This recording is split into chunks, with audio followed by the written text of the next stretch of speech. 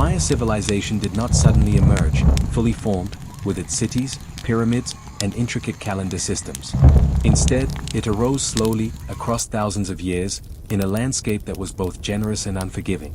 To understand the Maya, one must first understand the land that shaped them. The region that became the heartland of Maya culture stretches across modern-day southeastern Mexico, Guatemala, Belize, and parts of Honduras and El Salvador. It is a diverse territory, one that includes lowland jungles, fertile highlands, river valleys, and dry limestone plains. To the untrained eye, it might appear as an endless expanse of forest, yet beneath that canopy lies an ecological complexity that both nurtured and tested the people who would come to call it home. Rainfall in the region is seasonal. There are long wet months when the skies open and water pours in abundance, followed by dry months when the sun bakes the earth and water sources shrink. This rhythm of wet and dry seasons shaped agricultural cycles and, by extension, ritual calendars and belief systems. Maize, the sacred crop of the Maya, depended on the proper balance of rain and sun. Too much of one, too little of the other, and famine could threaten entire communities. The limestone bedrock of the Yucatan Peninsula created another challenge. Few rivers flowed on the surface, so water often collected underground in vast networks of caves and sinkholes known as cenotes. For the Maya, these cenotes became more than just water sources. They were seen as portals to the underworld, sacred thresholds where offerings were made to ensure life and abundance.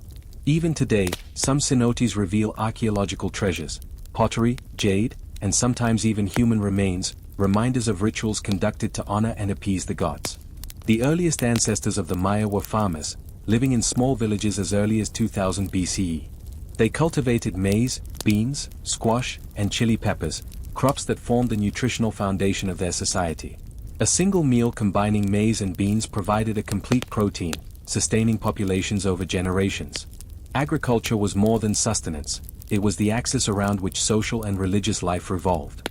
In Maya mythology, human beings themselves were created from maize dough by the gods.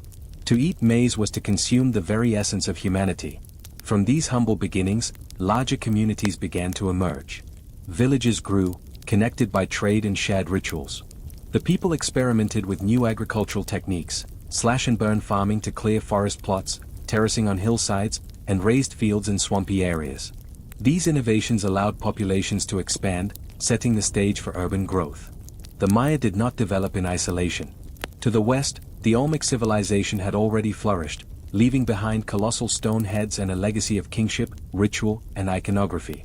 Many scholars believe the Olmecs influenced the Maya, passing on ideas of divine rulership and sacred symbols. Yet the Maya were not merely imitators. They absorbed, transformed, and expanded upon earlier traditions, crafting a culture uniquely their own. Religion was present from the very beginning. The Maya believed the universe was composed of multiple layers: the heavens above, the earthly plane where humans dwelled, and the watery underworld beneath. Each level was inhabited by gods and spirits who influenced every aspect of life. Maintaining balance between these realms required ritual, offerings of food, incense, and sometimes blood. For the Maya, the human body itself was a vessel of sacred energy, and the spilling of blood was a way to nourish the gods who in turn sustained the world. By 1000 BCE, ceremonial centers began to rise. At sites like Nacbe and El Mirador in northern Guatemala, massive platforms and pyramids of stone and clay dominated the landscape. These were not cities in the modern sense but ritual centers, places where people gathered for ceremonies and leaders projected their authority. Even in these early centuries, the Maya were already imagining space not simply as practical but as sacred. Pyramids were cosmic mountains, connecting Earth with the sky above and the underworld below. The story of the Maya is, in many ways, the story of human adaptation and imagination. The land demanded resilience, and the people responded with ingenuity. Out of forests and limestone, maize fields and sacred caves, they began to weave a civilization that would endure for millennia. And so, in the dawn of their history, we glimpsed the seeds of what was to come, a people bound to the rhythms of nature, attuned to the cycles of time, and destined to leave an indelible mark upon the world. As centuries passed, those small agricultural villages grew in size and complexity. What had begun as scattered communities of farmers slowly transformed into towns with leaders, artisans, and religious specialists. Between roughly 1000 BCE and 250 CE, during what scholars call the pre-classic period, the foundations of Maya urban life were laid. The city of Nacbe, one of the earliest known Maya centers, rose in the Mirador Basin of Guatemala.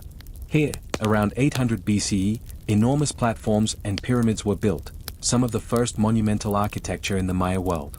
At its height, Nakbi may have housed tens of thousands of people, supported by a surrounding population of farmers who cultivated maize, beans, and squash. Nearby, the city of El Mirador grew even larger. By 300 BCE, El Mirador had become a sprawling metropolis with massive pyramids, wide plazas, and causeways connecting different parts of the city. One pyramid, known as La Danta, remains among the largest in the world by volume, rising nearly 70 meters above the jungle floor.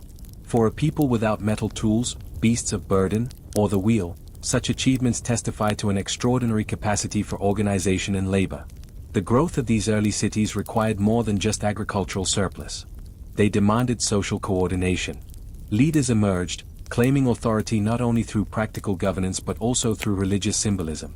Kingship, in the Maya world, was never purely political. It was sacred.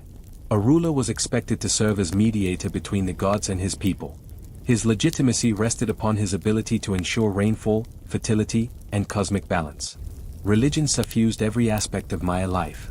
The gods were numerous and complex, each embodying aspects of nature, time, and destiny. Ceremonial centers became stages where these divine forces were honored. Priests performed rituals of bloodletting and sacrifice, while incense curled into the air, carrying prayers toward the heavens. The very layout of early cities reflected cosmic order: pyramids aligned with solstices and equinoxes, plazas designed as microcosms of the universe. Art and iconography also began to flourish in this period. Pottery was painted with images of gods, animals, and rulers. Stone monuments depicted kings in elaborate costumes, surrounded by glyphs that would eventually evolve into the full Maya writing system. Through art, the Maya communicated not only their beliefs but also their political authority. Trade networks expanded, connecting the Maya with distant peoples. Obsidian, prized for its sharp edges, traveled from highland volcanoes into the lowlands. Jade, rare and beautiful, became a symbol of wealth and divine power. Cacao beans, used both as currency and in ritual drinks, moved along trade routes. Feathers of the quetzal bird, with their shimmering green tails, adorned the headdresses of rulers, linking them symbolically to the heavens. Society became increasingly stratified. At the top were kings and nobles, their lives devoted to governance, warfare, and ritual. Scribes and artisans occupied an honored position, preserving history and creating objects of beauty. Farmers, laborers, and servants formed the majority, sustaining the cities through their toil. The contrast between the grandeur of pyramids and the modest homes of villagers was stark, yet together they created the fabric of Maya civilization. By the dawn of the first millennium CE, the stage was set for what scholars call the Classic period. The Maya had mastered agriculture, developed long-distance trade, established dynasties, and raised monumental cities from the jungle. They had also begun to refine their calendar systems, combining a 260-day ritual calendar with a 365-day solar calendar to mark the cycles of time. For the Maya, time itself was alive, a force to be reckoned with and respected. These early centuries were not without struggles. Environmental pressures, resource limitations, and warfare sometimes disrupted stability. Cities rose and fell. Yet, overall, the trajectory was upward. From small villages emerged mighty centers that foreshadowed the splendor to come. The pre-classic period was a time of experimentation, growth, and consolidation, a time when the Maya laid the cultural, political, and religious foundations that would define their world for centuries. When we look back at these early cities, at Nakbi's plazas and El Mirador's towering La Danta pyramid, we are reminded of the remarkable ambition of the Maya. Out of forests and stone, guided by cycles of maize and the turning of the heavens, they built a civilization whose legacy would endure long after their cities fell silent. By the year 250 CE, the Maya had already built ceremonial centers, experimented with monumental architecture, and developed networks of trade and belief that stretched across Mesoamerica. Yet it was during the centuries that followed, from around 250 to 900 CE, that the civilization entered what scholars call the Classic period. This was the golden age of the Maya, an era of soaring pyramids, flourishing art, complex writing, and rival city-states locked in cycles of power, ambition, and ritual. The classic Maya world was not a single empire. Unlike Rome or Han China, there was no central ruler commanding the entire region. Instead, the landscape was dotted with independent city-states, each ruled by its own king or ajor. These cities, places like Tikal, Calakmul, Kopan, Palenque, and Karakol, were at once allies and enemies, trading partners and rivals. Their histories are preserved in stone stele and hieroglyphic inscriptions, where rulers carefully recorded their victories, alliances, and ceremonies. At the heart of every classic Maya city was a ceremonial core. Towering pyramids rose above wide plazas, ball courts stood ready for sacred games, and palaces housed dynasties that claimed divine ancestry. Surrounding this core were residential districts, markets, and farmland stretching outward into the countryside. Urban life was vibrant, but it relied on the labor and harvests of countless farmers who lived beyond the city centers. Kingship in the classic period was deeply sacred. An ajor was not merely a political leader, he was a mediator between the human world and the gods. His blood was considered a conduit of divine energy. Through rituals of bloodletting, kings and queens drew their own blood with stingray spines or obsidian blades, offering it to the gods in elaborate ceremonies. In doing so, they demonstrated their devotion, renewed cosmic balance, and reinforced their legitimacy to rule. Art and writing flourished in this environment. The Maya developed one of the most sophisticated writing systems in the ancient world, a script combining logograms and syllabic signs. Scribes recorded dynastic histories, astronomical observations, myths, and rituals on bark paper codices, stone monuments, and painted pottery. Many of these works survive, allowing modern scholars to piece together the intricate web of Maya history. The Maya were also extraordinary mathematicians and astronomers. They invented the concept of zero independently, centuries before it appeared in much of the Old World. Their vigesimal, base 20, numerical system allowed them to calculate enormous spans of time, linking their calendar to celestial movements with remarkable precision. They tracked the cycles of the moon, the path of Venus, and the solar year, aligning rituals and architecture with these cosmic rhythms. The calendar was central to classic Maya life. Two systems, the 260-day ritual calendar, known as the Tzolkin, and the 365-day solar calendar, or HAP, interlocked to form a 52-year cycle. Beyond this, the Maya also developed the long count, which recorded time across vast epochs. Time, for the Maya, was cyclical and sacred, a repeating pattern that humans could observe but never fully control. Daily life in the classic period was diverse. Nobles lived in stone houses close to the city core, their walls sometimes painted with colorful murals. Artisans and scribes enjoyed elevated status, crafting pottery, carving monuments, and recording the deeds of rulers. Farmers formed the backbone of society, cultivating maize, beans, squash, and cacao in fields and milpa. Markets buzzed with activity, where obsidian blades, salt, textiles, and cacao beans changed hands. But the classic world was not peaceful. Warfare was a constant reality. City-states fought over territory, resources, and prestige. Victories were celebrated with elaborate rituals, often involving the capture of enemy rulers or nobles. Some captives were sacrificed, offered to the gods in ceremonies designed to ensure fertility and cosmic order. Others were used for political leverage, paraded as symbols of dominance. Despite the turbulence, the classic period produced a cultural brilliance that remains awe-inspiring. The cities of the Maya rose like green islands above the jungle canopy, their stone monuments proclaiming dynasties, their plazas echoing with ritual chants and the bounce of rubber balls in sacred games. This was a world of power and beauty, ambition and faith, where every stone, every symbol, every drop of blood was infused with cosmic meaning. By 600 CE, the classic Maya had reached their peak. Their cities stood as jewels of art, science, and spirituality, and their legacy was written in stone and sky.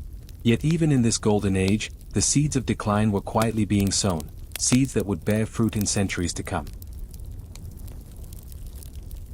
Among the many city-states of the classic Maya world, Tikal stands out as one of the most powerful, enduring, and iconic. Located in the heart of modern-day Guatemala's Petén rainforest, Tikal rose to prominence around the 4th century CE and remained a dominant force for centuries. Its towering temples, still piercing the jungle canopy today, are among the most recognizable symbols of Maya civilization. Tikal's rise was closely tied to its strategic location. The city sat amid fertile land and trade routes that connected it to distant regions. Its rulers forged alliances, waged wars, and engaged in long-term rivalries, ensuring that Tikal remained a central player in Maya politics. The architecture of Tikal is breathtaking. In the central plaza, Temple I, also known as the Temple of the Great Jaguar, rises to more than 45 meters. Built in the 8th century CE as the tomb of King Jasor Chan Kaawilai, it stands as both a monument to his reign and a cosmic marker aligning with celestial events. Opposite it, Temple 2, or the Temple of the Masks, was dedicated to his wife, Lady Kalajun I Mo. Together, the two pyramids frame the plaza, a space where rituals, gatherings, and ceremonies reinforced dynastic power. The dynastic history of Tikal is preserved in hieroglyphic inscriptions carved into stelae and altars. These records tell of rulers with evocative names: Yaksabe Zuk, the legendary founder, Syed Chan Kaawil II, who expanded the city's power, and the aforementioned Jasor Chan Kaawilai, whose victories revitalized Tikal after a period of decline. Each king traced his legitimacy to divine ancestors, and each demonstrated his authority through warfare, ritual, and monumental construction. Tikal's greatest rival was Calakmul, located to the north in what is now Mexico. For centuries, the two cities engaged in a bitter rivalry that shaped the political landscape of the classic Maya world. Wars between Tikal and Calakmul were not merely local skirmishes. They drew in allies and vassals, creating a geopolitical struggle that extended across the Maya lowlands. Victories and defeats reverberated through the region, altering the balance of power. Life in Tikal was not confined to kings and wars. The city was a vibrant hub of daily activity. Farmers in surrounding villages supplied maize and other crops. Markets within the city bustled with traders offering salt, cacao, obsidian, and textiles. Artisans crafted pottery and carved intricate jade ornaments, often adorned with hieroglyphs and images of gods. Scribes recorded the deeds of kings, ensuring that their names would echo through time. Religion permeated Tikal's identity. Priests tracked celestial cycles with extraordinary precision, aligning rituals with the movements of the sun, moon, and Venus. Temples were oriented to mark solstices and equinoxes, transforming the city into a living calendar. Rituals of bloodletting, offerings of incense, and sacrifices at altars ensured that the gods remained favorable, that rains would come, and that maize would grow. Tikal also hosted the Maya ball game, played in specially constructed courts. The game was not simply entertainment but a reenactment of cosmic battles between forces of life and death, light and darkness. Victories in the game, like victories in war, carried symbolic weight, reinforcing the cosmic balance. By the 8th century CE, Tikal reached its zenith. Its population may have numbered in the tens of thousands, with influence extending far beyond its borders. Yet even in its glory, challenges loomed. Environmental pressures, overpopulation, and the ever-present specter of warfare strained the city's resilience. Within a century or two, Tikal, like many great Maya centers, would face decline. Still, in its prime, Tikal was a city where stone and sky met in grandeur. Its pyramids rose as mountains of human devotion, its plazas echoed with the chants of rituals, and its rulers inscribed their deeds into eternity. Today, the ruins of Tikal remain a place of wonder, silent yet eloquent testimony to the brilliance and ambition of the Maya world. The classic Maya world was not a world of peace. It was a mosaic of competing city-states, each ruled by kings who claimed divine descent and demanded recognition from their peers. Yet among all rivalries, none was as defining, or as enduring, as the struggle between Tikal and Calakmul. Calakmul lay deep within the forests of modern-day Campeche, Mexico. From this remote stronghold, its rulers forged a dynasty that challenged the supremacy of Tikal for centuries. Known by scholars as the Snake Kingdom because of its dynastic emblem, the snake head glyph, Calakmul extended its influence far beyond its borders.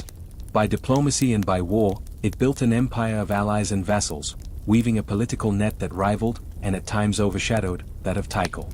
The rivalry was not simply about land. It was about prestige and legitimacy. Maya kings derived their authority not only from ancestry but also from conquest, from the ability to capture rival nobles and demonstrate dominance. To defeat an enemy king and bring him bound before the gods was the ultimate proof of divine favor. Throughout the 6th and 7th centuries CE, the struggle between Tikal and Calakmul reverberated across the Maya lowlands. Smaller cities were drawn into their orbit, forced to choose allegiance to one superpower or the other. Wars were fought, alliances forged and broken, monuments erected to record each triumph.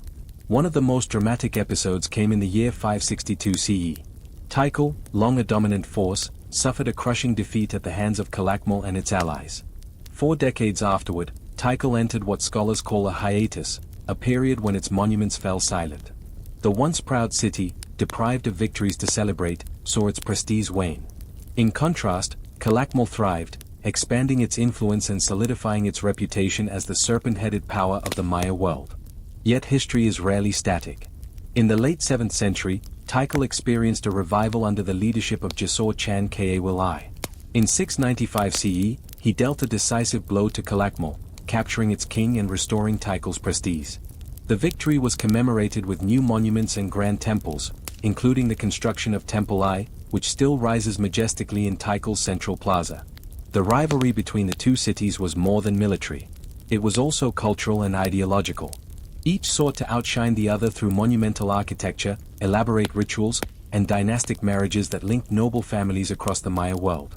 Their struggle drove innovation in art and propaganda, as kings commissioned stelae, murals, and monuments to proclaim their glory. But the rivalry carried costs. Warfare consumed resources, devastated farmland, and displaced populations. Cities drawn into the conflict sometimes paid with their destruction. As Tikal and Calakmul vied for supremacy, the stability of the entire region was shaken. By the 9th century, both great powers faced decline. Environmental pressures, internal strife, and the cumulative toll of centuries of conflict weakened them. Calakmul eventually fell into silence, its temples reclaimed by the forest. Tikal too, despite its moment of resurgence, could not escape the broader collapse of classic Maya civilization. Yet the memory of their rivalry endures. Even today, in the towering ruins of Tikal and the sprawling remains of Calakmul, we sense the echoes of their struggle, two powers locked in a contest for the heavens, their fortunes rising and falling like the cycles of the Maya calendar itself. While Tikal and Calakmul dominated the political stage, other cities flourished in their own right, becoming centers of art, science, and spirituality. Among the most celebrated are Copan, in modern-day Honduras, and Palenque, in Chiapas, Mexico. Each, in its own way, reflected the brilliance of the classic Maya world. Copan was renowned for its artistry and intellectual life. Nestled in a fertile valley, it became a powerful kingdom by the 5th century CE. Its rulers were known not only for their military campaigns but also for their patronage of the arts. The city's monuments reveal an extraordinary refinement of sculpture and hieroglyphic writing. The hieroglyphic stairway of Copan, with its more than 2,000 glyphs, remains one of the longest inscriptions of the ancient world. Carved into the steps of a grand stairway, it records the dynasty of Copan's kings, linking their reigns to cosmic cycles and divine authority. Nearby, stelae depict rulers in elaborate regalia, their bodies adorned with symbols of maize, serpents, and celestial power. These monuments were not mere decoration, they were political and spiritual declarations, affirming that the king was the living axis between earth and sky. Daily life in Copan was vibrant. Farmers cultivated fields beyond the city, while artisans carved jade, obsidian, and stone. Scribes meticulously tracked celestial movements, refining the calendar system with extraordinary precision. The city became a hub of astronomical observation, its rulers keenly aware that cosmic knowledge was a source of legitimacy. By demonstrating mastery over time itself, they reinforced their divine mandate. Yet Copan was not without turmoil. In the 8th century CE, the city faced crisis. Its last great king, Yaxpasij Chan Yopat, ruled during a time of strain. Population growth, resource pressures, and political instability weakened the kingdom. By the 9th century, like so many other Maya cities, Copan declined, leaving behind ruins that still astonish with their artistry. If Copan was famed for its intellectual and artistic refinement, Palenque was celebrated for its elegance and innovation. Situated near rivers and hills in Chiapas, Palenque flourished especially in the 7th century CE under the rule of Kayanich Janea Pakal, often called Pakal the Great. Pakal ascended the throne as a young man in 615 CE and reigned for nearly 70 years, one of the longest reigns in world history. Under his leadership, Palenque blossomed. The city's architecture reached new heights of sophistication, with palaces, aqueducts, and temples adorned with stucco reliefs of remarkable delicacy. The most famous structure is the Temple of the Inscriptions, built as Pakal's funerary monument. Within it, archaeologists discovered an extraordinary tomb, a massive stone sarcophagus, carved with intricate imagery linking Pakal to the cycle of death and rebirth. The lid of the sarcophagus, with its depiction of Pakal descending into the underworld and rising again like maize reborn, remains one of the most iconic artifacts of Maya civilization. Palenque also stood out for its hydraulic engineering. The city built channels and aqueducts to control water flow, creating fountains and baths that set it apart from other Maya centers. Its architecture blended practicality with cosmic symbolism, aligning temples with celestial events and embedding myth into stone. Religion at Palenque, as elsewhere, was inseparable from kingship. Pakal and his successors emphasized their role as divine mediators, performing bloodletting rituals, offering incense, and commissioning monuments that tied their reigns to mythological narratives. Through art and architecture, they proclaimed that their city was not just a place of stone and soil but a living cosmos. By the late 8th century, however, Palenque too faced decline. Political instability and external pressures eroded its strength. Yet its legacy endured, preserved in stucco reliefs, glyphs, and the haunting beauty of temples rising above the Kayapa's jungle. Together, Copan and Palenque exemplify the diversity of the classic Maya. Each city interpreted kingship, art, and religion in unique ways, contributing to a cultural mosaic of extraordinary depth. Their ruins remind us that Maya civilization was not monolithic but a constellation of centers, each shining with its own brilliance before the long twilight of decline. For the Maya, the universe was alive with sacred forces. Every star, every tree, every stone carried meaning. To them, time itself was not empty but infused with spirit, cycling endlessly in patterns of death and rebirth. Their religion was not simply a belief system but the very framework of existence. At the heart of Maya spirituality stood a pantheon of gods, each embodying aspects of nature, creation, and cosmic order. The maize god, youthful and beautiful, symbolized life, fertility, and renewal. His cycle of death and rebirth mirrored the agricultural cycle: maize planted, harvested, and replanted again. Alongside him was the sun god, radiant and powerful, who traversed the sky by day and descended into the underworld by night, fighting off chaos to rise once more. There was the rain god Chak, wielder of lightning axes, who brought storms that nourished crops but also destruction when angered. The moon goddess, tied to fertility and cycles, oversaw the rhythms of women's lives and the growth of plants. And there were darker forces too, gods of death, disease, and the underworld, reminders that balance required both creation and decay. The Maya believed that their gods had created the world not once, but multiple times. In their mythology, preserved in part through later texts like the Popol Vuh, earlier creations had failed. The first humans were made of mud but dissolved in the rain. The second were made of wood but lacked souls and reverence, they were destroyed by catastrophe.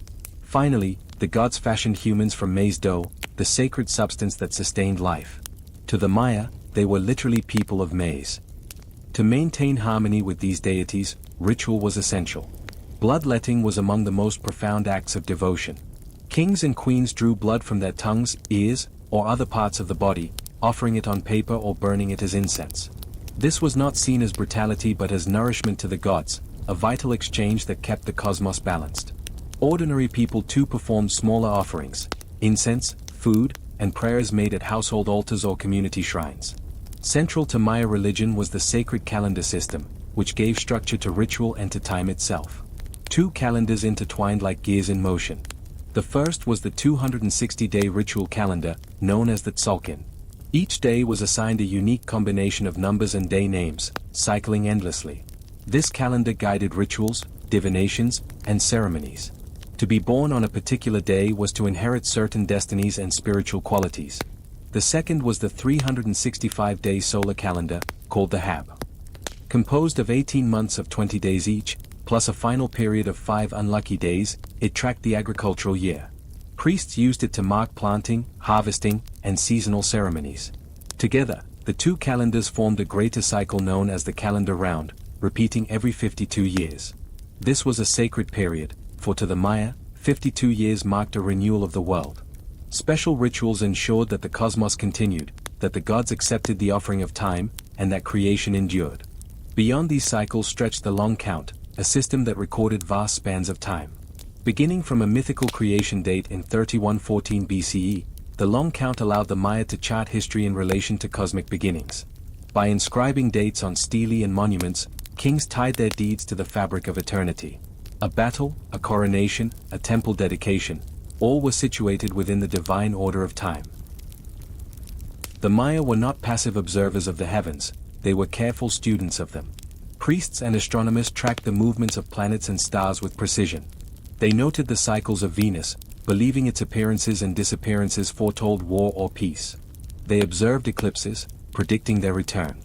The alignment of temples with solstices and equinoxes ensured that the architecture itself became a cosmic instrument, marking the flow of celestial time. Ritual, myth, and astronomy merged into one. To perform a ceremony on the correct day was to harmonize with the universe. To rule as a king was to embody not only political authority but cosmic balance. The Maya world was thus not only a landscape of stone cities but a sacred cosmos, alive with gods who demanded reverence and with cycles of time that reached beyond human lifespans. When we walk today among Maya ruins and see the glyphs carved on weathered stele, we are seeing more than history. We are seeing prayers in stone, voices that speak across centuries, reminding us that to the Maya, time itself was divine.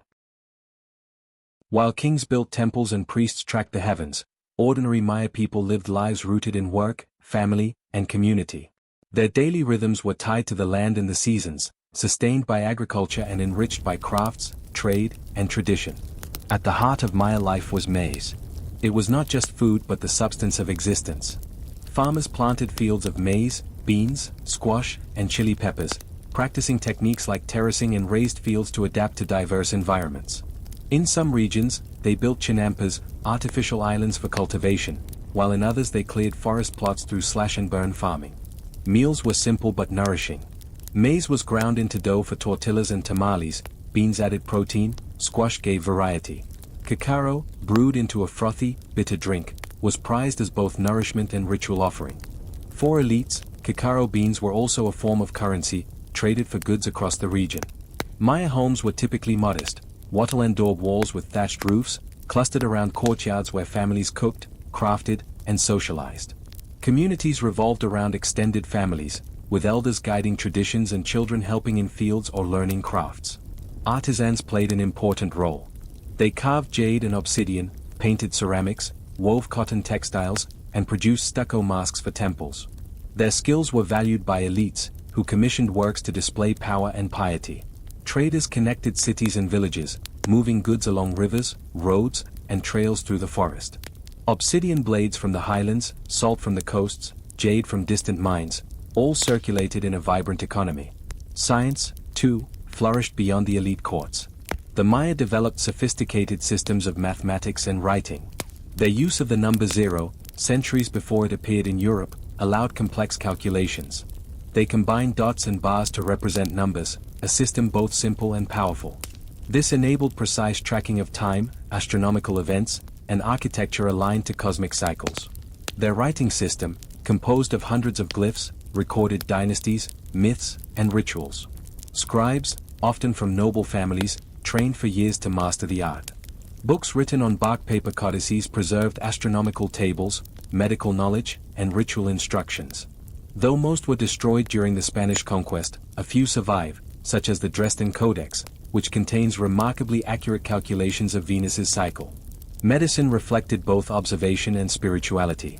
Healers used plants to treat wounds and illnesses, applying herbs, roots, and poultices. But illness was also seen as spiritual imbalance, requiring rituals and offerings. Midwives attended births, guided by knowledge passed through generations. Education was practical and spiritual.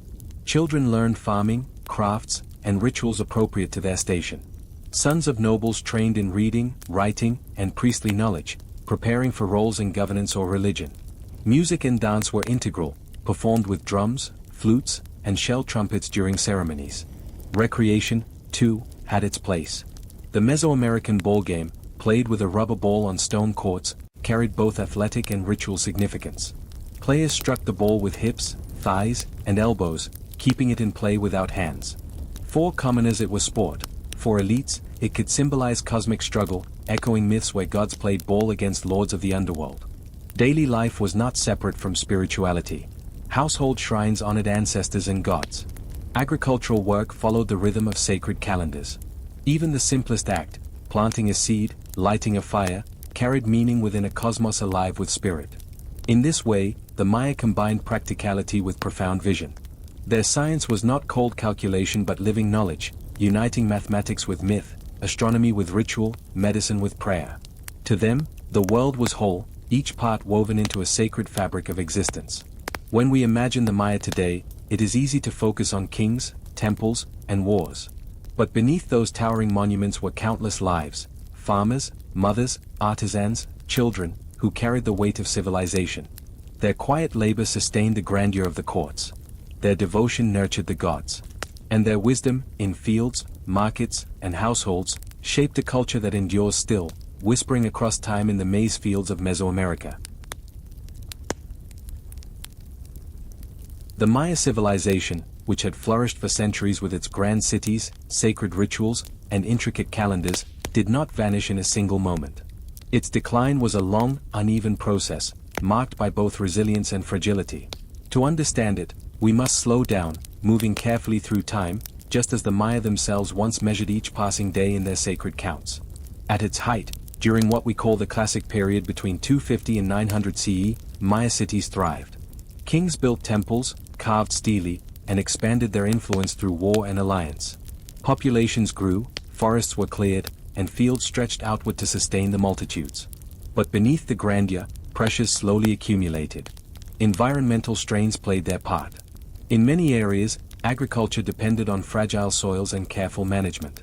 As populations grew, forests were cut for fuel and building, fields exhausted by overuse. The land, once fertile, became strained. Droughts, too, struck with severity. Paleoclimate studies show that between the 8th and 10th centuries, the Maya region experienced repeated periods of reduced rainfall. For a people so reliant on seasonal rains for crops, such droughts were devastating. But the collapse was not only ecological. Politics, too, began to fracture. Rivalries between city-states grew more intense. Wars became frequent, not just for territory but for captives and prestige. The balance of alliances and vassal states wavered. Monuments once carved with triumphant victories became silent, as rulers lost the resources and will to erect them. The social fabric strained as well. As elites demanded more tribute and labor to sustain their courts, common people may have grown weary. Archaeological evidence suggests that in some cities, the lower classes abandoned urban centers, moving to smaller villages or to the countryside where survival might be easier. The result was not a single fall but a patchwork of abandonments and declines. Cities that had stood proud for centuries, Tikal, Köpen, Palenque, Calakmul, saw their monuments cease, their plazas empty, their temples swallowed slowly by forest. By the end of the 9th century, much of the southern lowlands was depopulated. Yet the story was not uniform. In the northern Yucatan, cities like Chichen Itza rose to prominence during this same era, flourishing for centuries after the great collapse of the south. This reminds us that the Maya world was vast and diverse, not a single empire but a constellation of polities, each with its own fate. The reasons for collapse remain debated. Some scholars emphasize drought and climate change, pointing to layers of silt in lakes that reveal centuries of shifting rainfall. Others stress warfare, showing how fortifications and mass graves reflect a time of violence. Still others point to social upheaval, suggesting that when common people lost faith in their rulers' ability to intercede with the gods, they withdrew their support. Perhaps the truth is not one cause but many. The collapse may have been the result of interwoven crises, each compounding the other. Drought strained harvests. War strained unity. Elites demanded too much. Faith faltered. And in this web of pressures, the great cities that had defined the classic Maya world slowly unraveled. But even in collapse, there was continuity. The Maya did not vanish. Villages endured, traditions persisted, the sacred calendars continued to turn. People still planted maize, honored gods, and told stories of their ancestors. The collapse was of cities, courts, and kings, not of a people. When we imagine the fall of the Maya, it is tempting to picture sudden ruin, temples abandoned overnight, jungles rushing in to reclaim them. But the truth is more gradual, more human. It was the quiet fading of grandeur, the slow turning of time, the resilience of people who adapted, survived, and carried their culture forward, even as stone cities fell into silence. Though the great classic cities of the Maya declined more than 1,000 years ago, their legacy endures, not as ruins alone, but as living culture. For the Maya were not lost. Their descendants remain, millions strong, scattered across Mexico, Guatemala, Belize, Honduras, and El Salvador. To walk today in these lands is to see the Maya still alive, in language, ritual, craft, and memory. The Spanish conquest of the 16th century brought catastrophe, war, disease, and domination. Temples were toppled, books burned, sacred practices suppressed. Yet even under colonization, Maya communities preserved much of their heritage. They blended Christian practices with older rituals, creating traditions layered with resilience. The sacred calendars were kept alive, whispered in villages, carried forward in secret. Today, dozens of Maya languages are still spoken, connecting millions to their ancestral roots. Families continue to farm maize in ways much like their ancestors did. Markets in Maya towns sell textiles woven with intricate designs, colors, and symbols that echo patterns from centuries past. Ritual specialists still consult the 260-day calendar to guide ceremonies, heal illnesses, and bless crops. The ruins, too, remain as powerful reminders. At Tikal, temples rise above the forest canopy, their stone faces weathered but still commanding. At Chichen Itza, the Great Pyramid of Kukulkan aligns with the equinox sun, a shadow of a serpent slithering down its steps. At Copan, stelae still display the portraits of long-dead kings, their glyphs whispering of ancient glories. These sites draw visitors from around the world, teaching us of a civilization that combined art, science, and spirituality with profound depth. But the Maya legacy is more than monuments. It is also intellectual. Their mathematical system, with its elegant use of zero, was a triumph of abstract thought. Their calendars reflect an understanding of cycles that continues to inspire awe. Their astronomy, precise and disciplined, tracked planets with accuracy rivaling modern calculations. And perhaps most importantly, their vision of the world, as a living cosmos, where time itself is sacred, continues to speak to us. In an age where we often see time as linear, rushing forward, the Maya remind us of cycles, of renewal, of continuity. In modern Maya communities, festivals still honor both Catholic saints and ancient gods. Ceremonies are held at sacred caves, mountains, and springs. Healers blend herbal medicine with prayer, as their ancestors once did. The resilience of Maya culture shows us that civilizations do not truly die. They transform, adapt, and endure. When we close our eyes and imagine the Maya, we may think first of stone pyramids rising from the jungle. But their true legacy is not only in stone. It is in the people who still walk those lands, plant those fields, speak those languages, and keep those calendars. It is in the persistence of memory, the continuity of culture, the whisper of maize in the wind. The Maya story is not only a tale of rise and fall. It is also a tale of endurance. Their civilization gave the world monuments of breathtaking beauty, knowledge of mathematics and astronomy that still impress us, and a vision of life as interconnected and sacred. As we finish this journey, let us remember that the Maya are not gone. They are here, still shaping the world, still keeping the cycles of time. Their civilization endures not only in ruins, not only in books, but in living communities, resilient, proud, and timeless.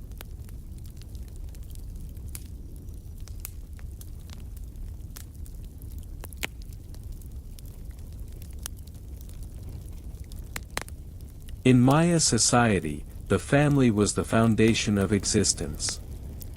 Marriage was not a romantic matter alone, but an alliance that bound families together, weaving social, economic, and spiritual threads into one. Parents played a decisive role. Young men, often in their late teens, and young women, sometimes younger, were brought together through arrangements overseen by matchmakers. These go-betweens consulted omens, dreams, and the sacred calendar to find an auspicious day for the union. The wedding itself was filled with symbolism. Picture a small gathering before the family hearth. The bride and groom sat upon mats, their hands tied together with a cord, symbolizing the knot of union. A priest might invoke the gods of maize and rain, blessing the new household. Food was shared, drink was poured, and the families celebrated not just the joining of two people, but the continuation of lineage and community. Life in the household was structured yet cooperative. Men tended fields, hunted, and crafted tools. Women managed the hearth, wove clothing, and oversaw the preparation of food. Both roles were honored, for both were essential. Children learned their places through example and practice. A boy was given a small blowgun or a miniature axe, not only as a toy but as a training tool. A girl received a tiny spindle or a clay pot, her first steps into the skills that would sustain her family. Grandparents held a revered role, guiding the young with wisdom and memory. Stories of ancestors were not told for entertainment alone, but as lessons, binding the present to the past. To live within the family was to live within a chain unbroken, stretching back through generations, and forward into the yet unborn. Though daily survival demanded much, the Maya valued knowledge deeply. For common children, learning was practical: farming, weaving, cooking, hunting. But for the children of nobles, a more formal education awaited. In Kalmakak-like schools, boys studied astronomy, mathematics, writing, and ritual. They learned to read the complex glyphs carved upon stelae and painted in codices. They practiced the calculation of time, for to master the calendar was to understand the heartbeat of the cosmos. Priests, scribes, and astronomers held honored positions. They were keepers of secrets, interpreters of signs. They knew how to align temples with the stars, how to track eclipses, how to name the days and years according to cycles far greater than human life. Their knowledge was not abstract, but sacred. To write a glyph was to summon meaning, to trace a number was to echo the god's design. Even music and dance were forms of learning. Young people rehearsed steps and songs that echoed rituals performed for centuries. To dance in time was to participate in cosmic harmony. The beat of a drum was not merely sound, it was the pulse of the universe itself. Illness and injury touched Maya life as they touch all human life. Healers, known as A-J-Men, or He Who Knows, blended practical remedies with spiritual ritual. They knew the plants of the forest, leaves to soothe fevers, roots to ease pain, bark to stop bleeding. They burned copal incense, chanted prayers, and made offerings to the gods. To be sick was not only to suffer physically. It could mean imbalance, a disharmony between body, spirit, and cosmos. Thus, healing was as much about restoring spiritual alignment as curing symptoms. Shamans used divination, gazing into water or drawing lots, to find the hidden cause of affliction. Perhaps a god was displeased, or an ancestor had been forgotten. Ritual offerings might accompany herbs, ensuring that healing touched every level of existence. Midwives, too, held an honored role. They guided women through childbirth, offering chants, massages, and herbal brews. They bathed newborns in ritual water, welcoming them not only into the family but into the sacred order of the world. Each birth was a continuation of the cosmic story, for the child was both flesh and maize, body and spirit. The Maya lived close to the forest, and animals carried powerful meaning. The jaguar, lord of the night, embodied strength, mystery, and the passage between worlds. Priests and rulers wore jaguar pelts, invoking its spirit in ceremony.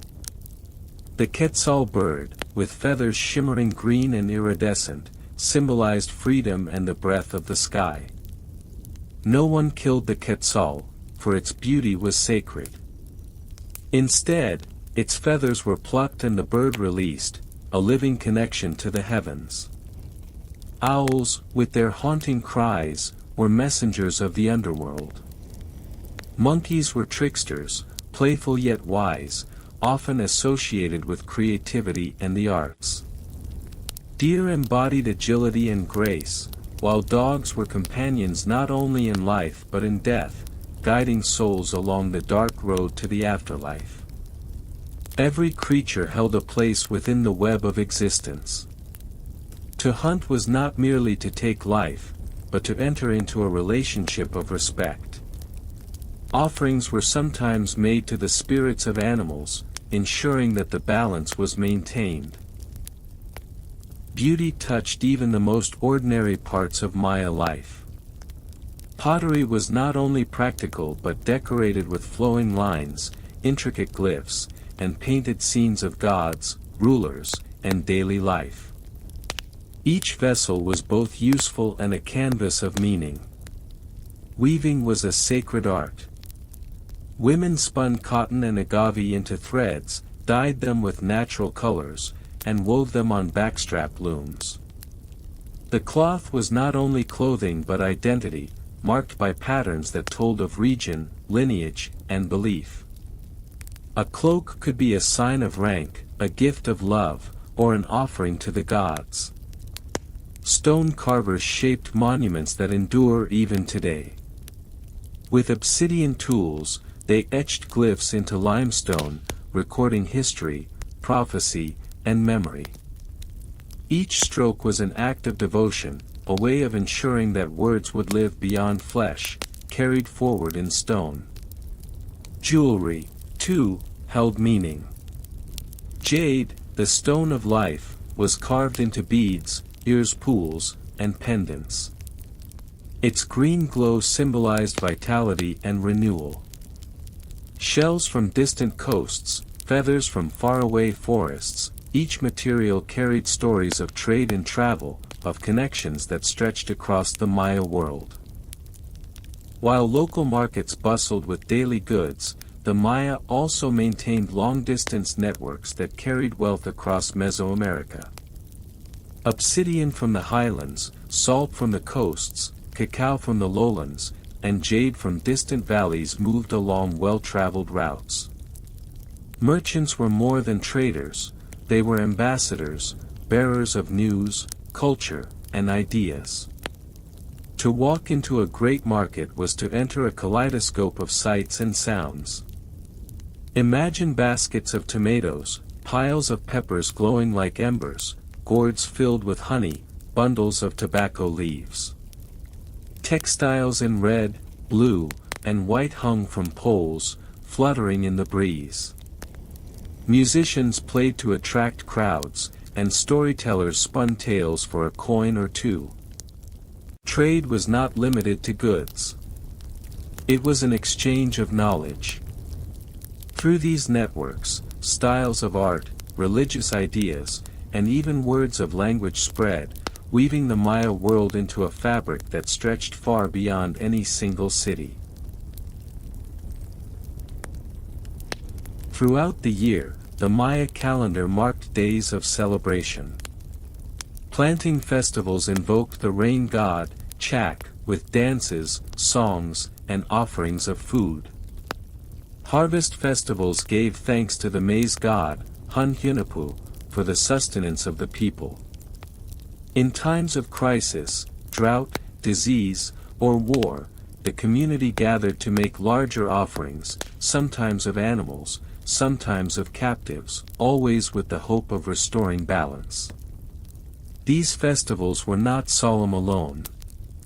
They were vibrant gatherings filled with music, color, and joy. Dancers wore masks of jaguars, deer, and birds, transforming into the creatures they embodied. Musicians beat drums that echoed across plazas. Children laughed, vendors sold food, and the community reaffirmed its unity. To celebrate together was to remind one another that life, though fragile, was shared and sacred. Underlying every aspect of daily life was the Maya reverence for time. Farmers planted by the count of the days. Marriages were arranged by auspicious dates. Priests scheduled rituals by the turning of the sacred Sokin calendar. Every action was set within the framework of cycles, great and small. The people knew that each day was not only a point in time, but a being, a presence with character and fate.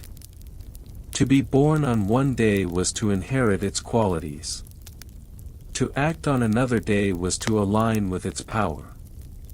Time was not a line but a circle, endlessly turning, endlessly renewing. And thus, even the simplest act, grinding maize, weaving cloth, planting seeds, was never truly ordinary.